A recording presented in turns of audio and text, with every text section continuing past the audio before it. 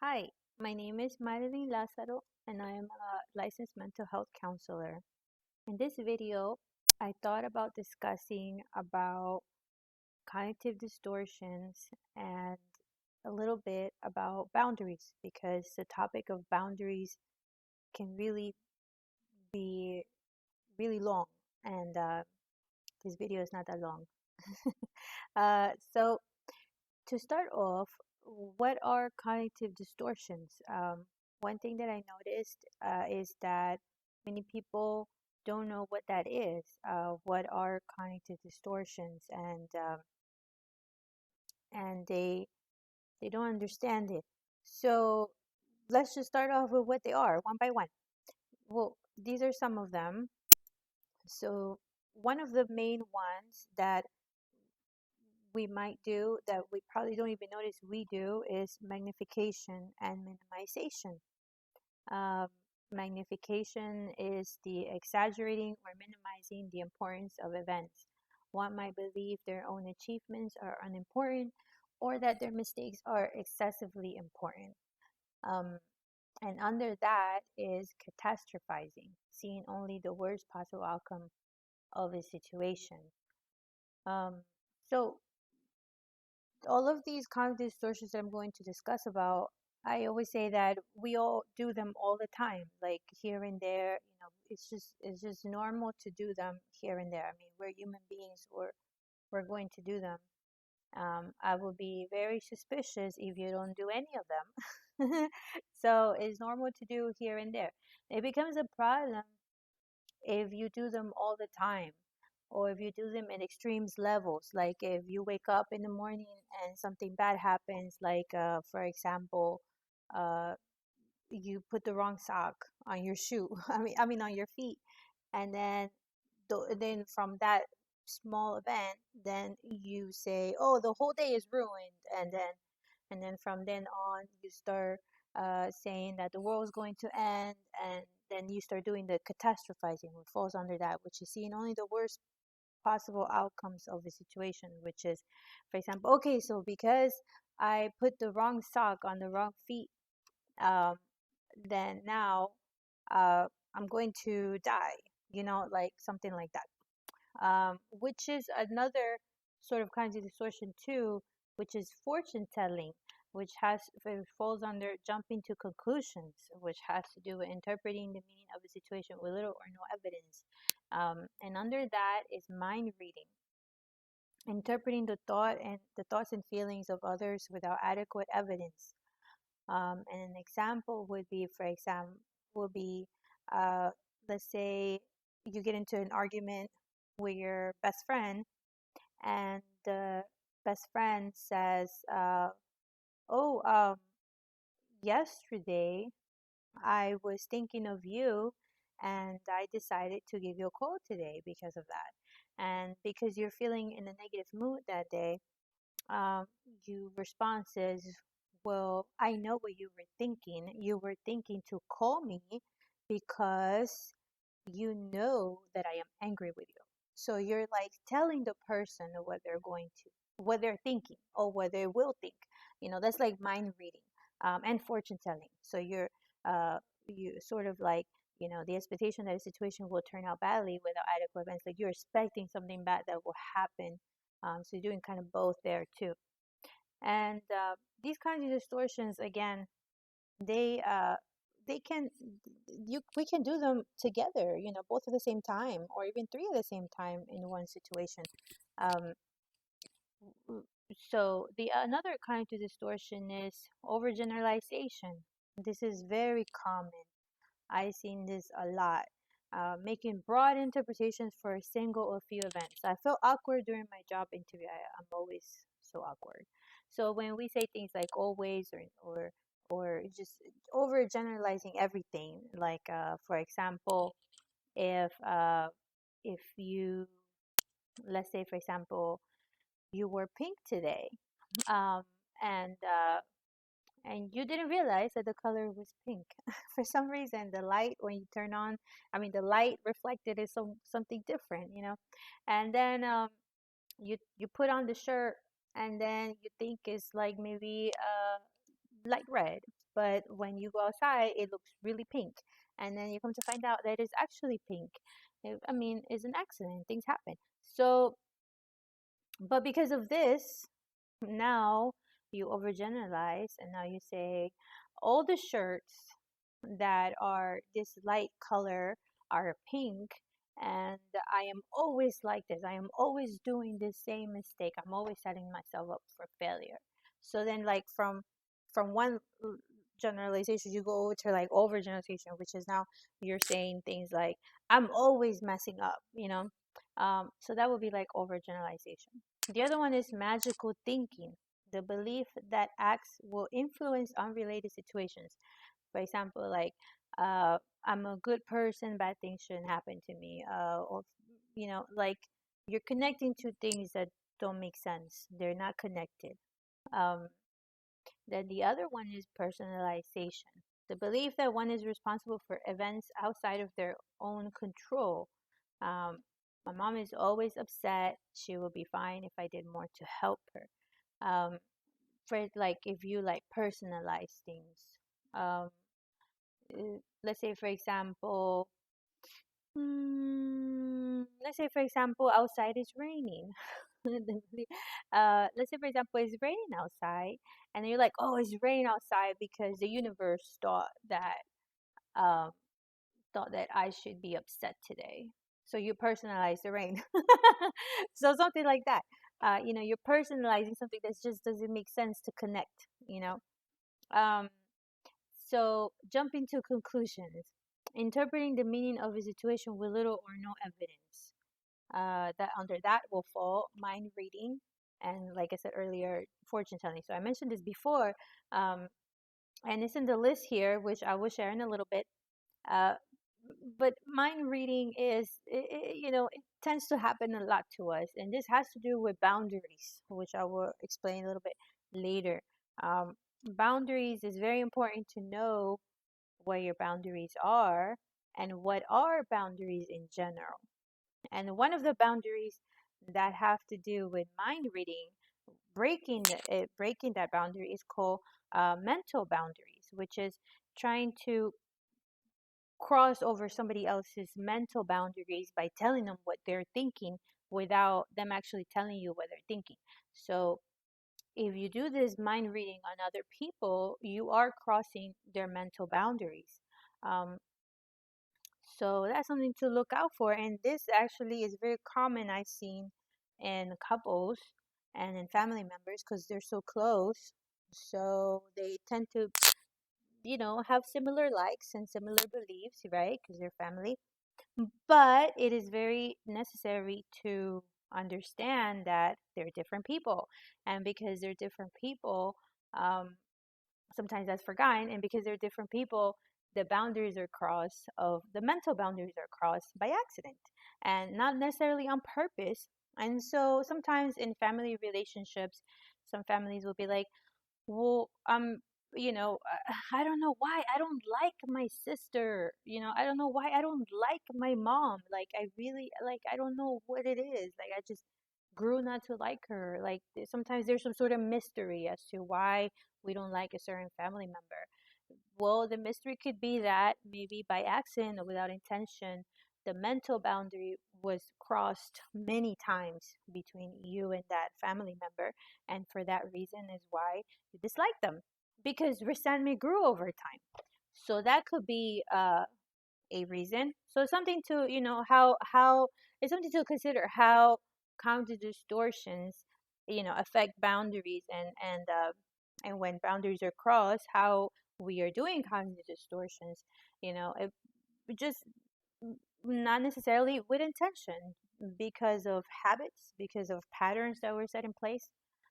Okay, so next kind of distortion is emotional reasoning. So, emotional reasoning has to do with the assumption that emotions reflect the way things really are.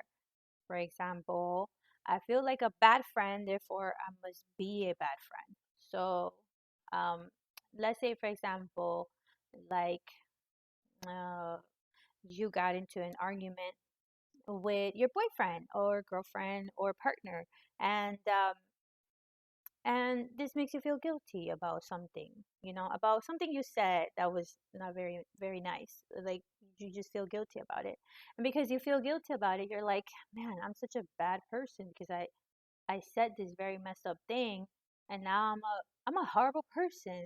Like, I'm a horrible person. That's why I said this really bad thing. So you're like emotional reasoning. You're like trying to like connect to things. Like, if you said something bad, you said something bad, it doesn't necessarily mean that you're a horrible person. Like, that's where it's necessary to separate the behavior from the feeling and from who you are. A behavior is different than the feeling and from who you are. You could a good person can make a mistake and can make errors.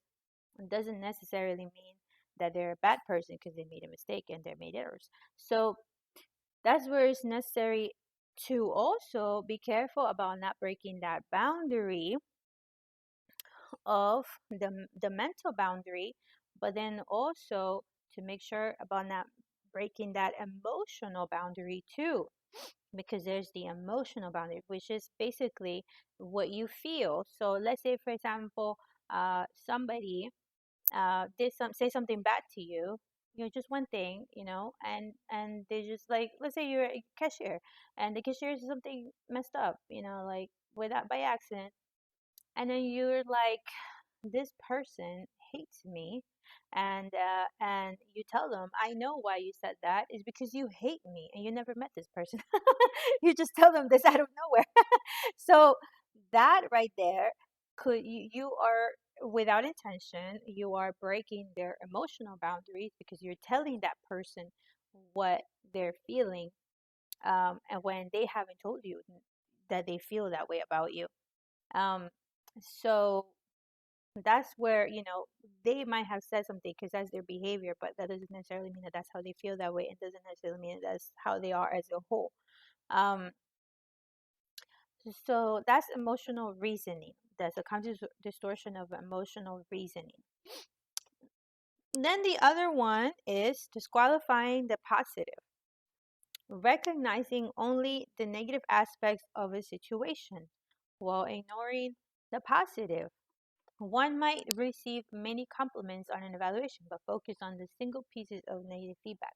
So, let's say, for example, um, hmm, you are on Disney World and you like Disney World. I mean, some people don't like it. It happens. But let's say, pretend you like it. You like Disney World, and you go there and you're so happy. Everybody's happy. With whoever you are, you're happy that you're in Disney World, but you cannot get into the castle. The castle where you can go eat and everything's like a nice dinner. You cannot get into the castle and meet the princesses. So you're like all upset now, and because you couldn't eat at the castle with this one hour in this one day, now the whole 7 weeks that you were at Disney World is screwed. It's messed up. You're like, Disney World sucked because I couldn't eat at the castle. So the whole experience just was so horrible because I couldn't eat at the castle. So because that's what that is. It's qualifying the positive. So you're not considering all the good things and the good times that you had for the 7 days that you were at Disney World. Instead, you are considering only the negative situation that happened to you, which was to not eat at the castle. So now, because of that, you don't want to ever, ever, ever go back to Disney World. I even thought you had lots of fun on the rides, that you had lots of fun in the Star Wars event and all that. Screw all that. You couldn't eat at the castle, so the whole thing sucked. So that's disqualifying the positive. Um, so the other kind of distortion is should statements. The belief that things should be in a certain way, should be a certain way. So I should always be friendly, for example. Or I should always be nice, or people should always like me. You know, um, so should statements, uh, trying to live by the rule of shoulds. So this is something that is very a lot of pressure. That if a person lives with the rules of shoulds, um, the person is going to be very stressed and very pressured. So for example, I should always eat healthy. That is good to eat healthy, right? But I mean, should you always eat healthy? I mean, is it like, what if one day you forgot, you know? What if one day you just missed it because you were in a hurry or you couldn't eat the food that you always prepared? So now, because you didn't fulfill the should, now the whole day is screwed and now you're terribly depressed and you're anxious and all that. So now you're having panic attacks and all that. So that's that's where we need to be a little bit flexible, you know, like we cannot really live by the rules of shoulds. There's a lot of pressure. So if we live by the rules of shoulds of I should always eat healthy, I should always, for example, and I'm not saying that it's bad to eat healthy, but I'm saying like sometimes we need to be able to forgive ourselves when we don't fulfill all these shoulds that we have. So if we live by the rules of shoulds, it's very stressful. So I should always have A's, right? I should always uh, clean my room. I should always clean my whole house. I should have the bathroom extremely spotless, right? I should have uh, I should have very white socks. You know, I should have coffee every day. You know, like I should have a very good relationship with my family. I should have a perfect relationship, right? If you are ruled by all these shoulds, it's really hard because you are under extreme pressure to basically do everything perfect. And let me ask you guys, is that realistic? Is not. So at one point or another, we're going to make mistake. We're going to make a discrepancy. It's just normal for us to sometimes make a mistake, you know, like, oops, I ate a chocolate by accident or on purpose, but but I'm gonna get back to it. So, but the point is like, oops, or oops, I said something mean. I didn't mean it, like, let me go fix that. Let me go apologize and fix it and take ownership, take accountability for what I said, you know. Um, in some of these errors that we make in life, sometimes it's okay, but sometimes the biggest part is how do we react to these things. So if we react to them by getting stressed out and getting pressure and telling ourselves constantly that we should, it's very stressful. So if we, for example, tell ourselves like, okay, like, I made a mistake, I made an error, it's just normal, I'm just gonna go and fix it. I'm gonna own up to it. I'm gonna fix it. I'm gonna try my best to make amends, and or I'm gonna try myself to make up for it. Um, okay, I ate the chocolate today when it wasn't in my diet plan, or my health plan. But I'm gonna, if it's like a medical situation, okay, I'm gonna go talk to my doctor about my nutritionist, or I'm gonna log it in my logbook so I can have more self-awareness. Like, how can you make it better? So it's not necessarily like, oh, I screwed up. It's like I should always do everything perfect. It's very stressful to live like that. So the should statements can actually be very, very, very anxiety provoking. Um, so something to think about. So if you, and then the other one, the last one in this list here, is all or nothing thinking. And again, I'm going to show you guys this list. I'm going to show you guys this list here after in a little bit. And all or nothing thinking. And this all or nothing thinking has to do with, for example, if we think in terms of like, okay, um, if I don't get an A in everything, then my whole schooling is useless. So it's like, whoa, like, did you not learn anything throughout the whole experience that you were in school? Like, what happened there? Um, did you did you not enjoy the experience at Disney World? Just because you had this one situation where you couldn't be at the castle. Like, what about the other stuff? Like, it is the is similar to the disqualifying the positive, but it's more, I think, in my opinion, more extreme, where all or nothing thinking is like whether I have it all or I have nothing. And this type of thinking can actually, if it's very strong, and a person can actually lead a person to start thinking about their life. Like, if it's all it, like, for example, if I have everything I want in life, then it's worth it. But if I don't have everything I want in life, then what's the point of my life? It can go to that extreme.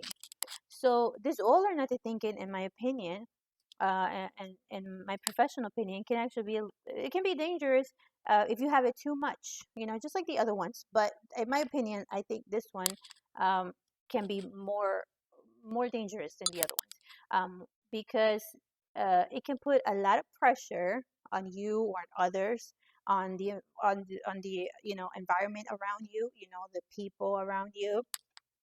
Um, it can really make you think in a very negative way, extreme negative way, or it can make you think in a very opposite way, which is like everything is perfect, like delusional borderline. So it's something to really look out for, but not to say that we never done this. Like, all of us have done this here and there. So how can you catch yourself if you do this? Like, let's say, for example, if you say words like always, never, every, or like, for example, I'm never on time, like if you say things like that, or I'm never eating healthy because you forgot, like one recipe.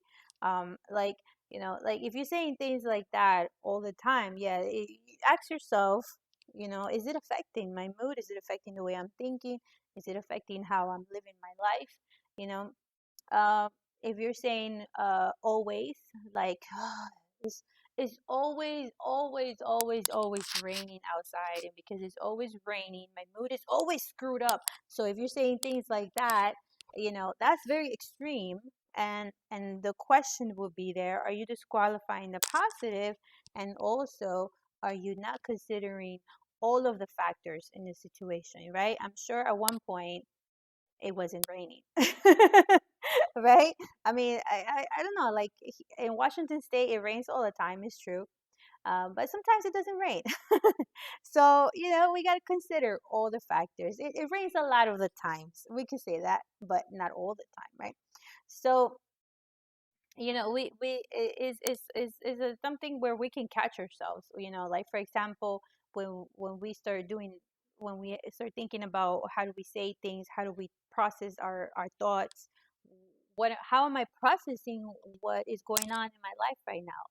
Let's say, for example, you're going through the difficult life stage in your life, and you're finding yourself doing all of these kinds of distortions. That's the hint, right? That's the hint. Okay, like, I'm not processing something right. And if and maybe I need to talk to somebody, or maybe I need to go to counseling, or maybe I need to talk to, in the military there's chaplains, or maybe I need to talk to my support system, if it's a healthy support system, or maybe if you go to AA, maybe I need to talk to my AA group, a sponsor, my sponsor, or maybe I need to talk to my mentor. Maybe you need somebody to to help you think objectively as to how it is that you're processing some of these things. And if you find yourself talking to somebody that you think is a support system, but the person is telling you right back all of these kinds of distortions, that's a hint also that maybe that's not the person to talk to. Maybe you need to talk to somebody else who is going to help you or guide you into thinking in an objective way and challenge you some of these thoughts. So that's something to consider. So how does this, as I mentioned a little bit earlier, how does it affect boundaries? Um, so boundaries, there's like different ones, right? So there's the material boundaries, there's the physical boundaries, I said the emotional, and then there's the mental one. So there's different type of boundaries, and if you look on my helpful videos, I think on my playlist of helpful videos, I think there's some videos in there that go into detail about what boundaries are. So I recommend those. I don't know that group. I'm not associated with that group who does those videos, but the ones that did those videos, they really describe very well boundaries, in my opinion, and so that's why I have it in there. So I hope you guys check that out. um, and because it's only helpful. So there's different types of levels. So there's the porous, the rigid, and what I call the in between, and another type of level. So porous is like, for example, if somebody crosses your boundaries all the time, or you allow them to cross your own boundaries all the time, like porous type. Or if it's rigid, like for example, is a very rigid boundary where you're like, nope, I'm not gonna tolerate or accept anybody's point of view. Nobody's gonna change my mind about this. You don't want nobody to break your mental boundary. um and then there's the in between uh, boundary, which is like, for example, where sometimes it's okay, you little open up to some things, you hear it out, you're like in between, you like hear it out. But sometimes you're like, okay, I'm not it's like you have more of a self-awareness towards what you let in and what you don't let in. You're like in between, where you can be rigid in certain things because that's really strongly what you believe, and you can be other times, more open to it and maybe a little bit porous in certain things, but not to the level where it crosses into your own personhood. Um, and then there's the other one where you just don't know where it is. You're just like, oh, I don't know. So a good way to try to figure out is to kind of look into yourself, like, okay, so where is my level? Like, how am I with this person? Am I porous with this person all the time? Am I rigid? Am I in between? Or am I, oh, I don't know. Like, you could ask yourself those things. And by doing this self-awareness, like this sort of self-analysis, you can start looking into, okay, so do I practice cognitive distortions with this person that I find myself being porous? Do I and do, like, for example, this person that constantly annoys me all the time? um, am I practicing cognitive distortions with that person, or are they practicing cognitive distortions with me? And that's why I'm so annoyed by that person. And am I being porous with that person? Am I allowing that person to cross my boundaries so much? And so, first, how can you go about it? Like, first, you can go identify which boundaries are they constantly crossing. So, if it's a person that you find them annoying, ask yourself, what is it that annoys me about this person? Oh, what annoys me about this person is that they're constantly trying to change my opinion about stuff. Okay, so that's mental boundary. And how they're constantly trying to change my opinion about stuff is they're constantly telling me what I'm thinking, and they're constantly telling me what's going to happen in the future, which I completely disagree. So that right there is mind reading and fortune. So what they're doing to you is they're doing a conscious distortion of mind reading and fortune telling to you, and they're crossing your mental boundary.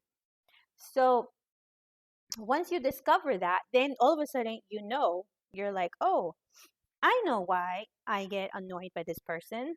And now I know how to fix it. Now, with this person, I've been porous with my boundaries. So now I need to be more, whether A, more in between, or B, more rigid, because I want to protect myself more. And so in some parts, in some counselors and some therapists, they believe that a rigid sort of boundary setting is unhealthy, or a rigid might not be that good. um in my opinion, I think that a rigid boundary doesn't necessarily mean it's unhealthy. It can be a protective factor. If somebody, for example, is a narcissist, or an antisocial person, like somebody that really is out to hurt you, you need to be rigid with that person. There's nothing unhealthy about it. So with that person, you should be rigid. You should have your boundaries straight out rigid. So that's why, in my opinion, it doesn't necessarily mean unhealthy or healthy.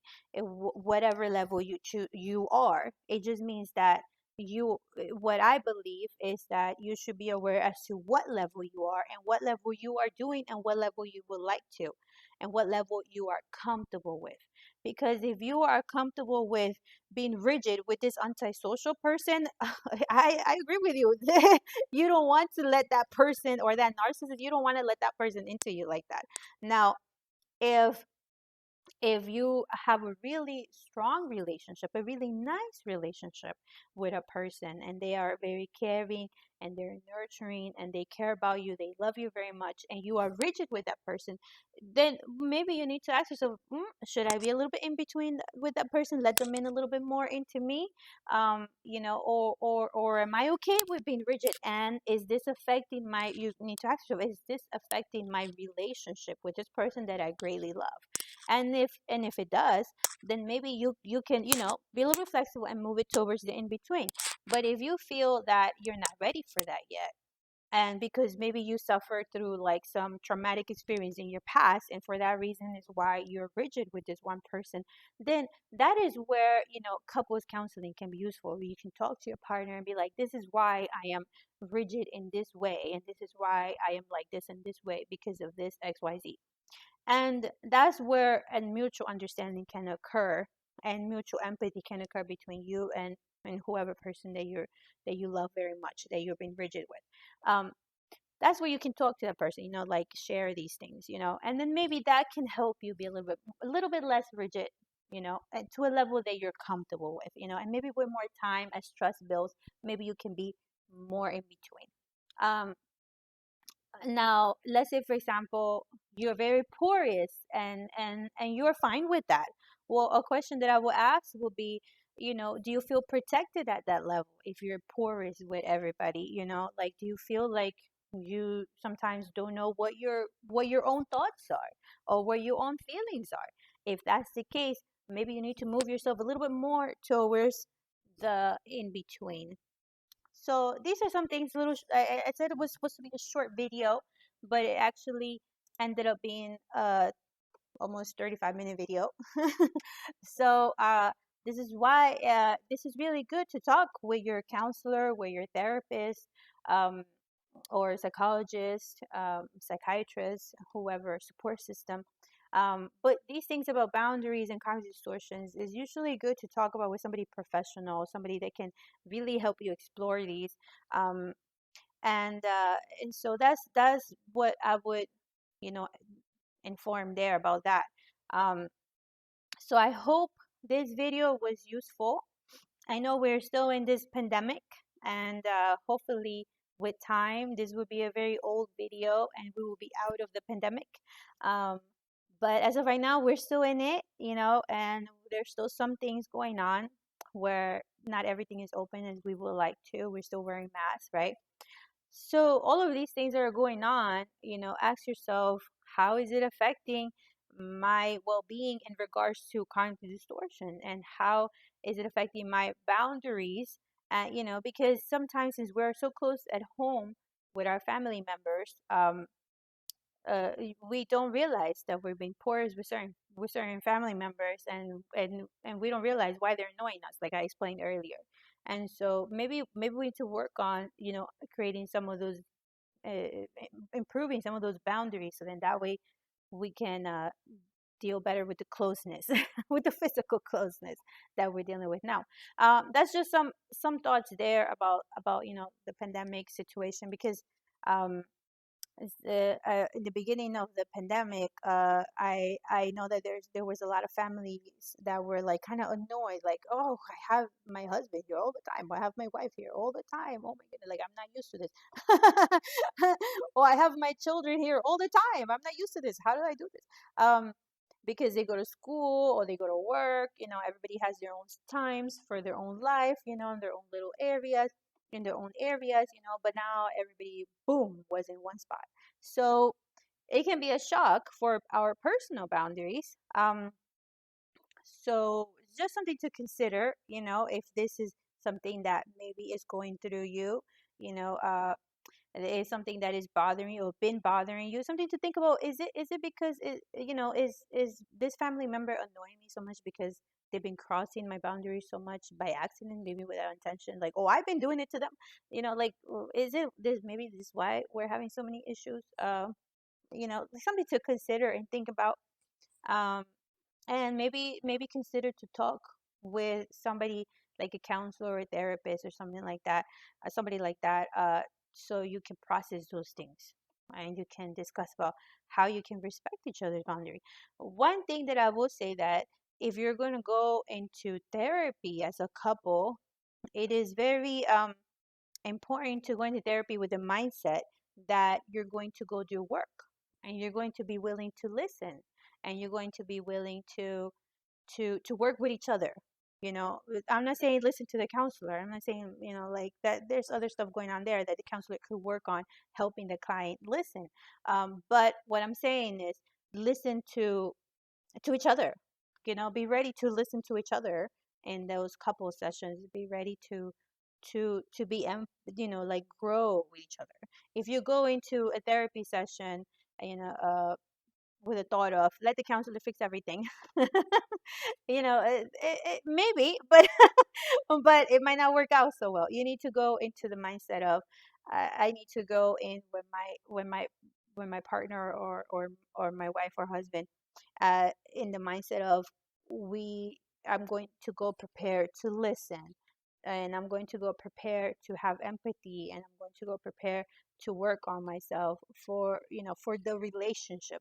Think about in that sort of mindset, and that will be a setup for success, I think, in my opinion, if you go into the mind if your mindset goes into it like that. um but if you're not sure, there's different levels as to commitment. So but if you're not sure as to how committed you are to therapy, but you still want to try it out, please do. Because maybe that's what is necessary, just a first step, just a first step to go try it out. And maybe that will help you, set up for that mindset that I was talking about. So, I really appreciate you guys listening to me, whoever it is. I know my channel is really small, so I really appreciate you guys listening to me. I might do more of the AA book reading. I think is really nice to hear those stories. Um, they're stories, and so I hope if you do hear them out, I hope you enjoy it. I think is I think it's very nice to hear other people's experiences about different things. Sometimes it helps us. Okay, well, thank you. Bye, guys. Take care. Okay, so here is the document that I was telling you guys about in the video earlier, where it describes what cognitive distortions are. Um, Here they are, like the ones that I was talking about. And this handout or this sheet, you can get it from therapistaid.com. I'm not sponsored by them in any way or getting money by them in any way to do this. I just wanted to share this document with you guys because I thought it would be really good um, for you to, if you want to get like a document with this would be a nice document where it describes them all. If you want to keep it in your files or you want to share it or whatever the case, you can get it from there. So I will put the link and information as to where you can get it on the information below. Okay, thank you. Bye. Take care.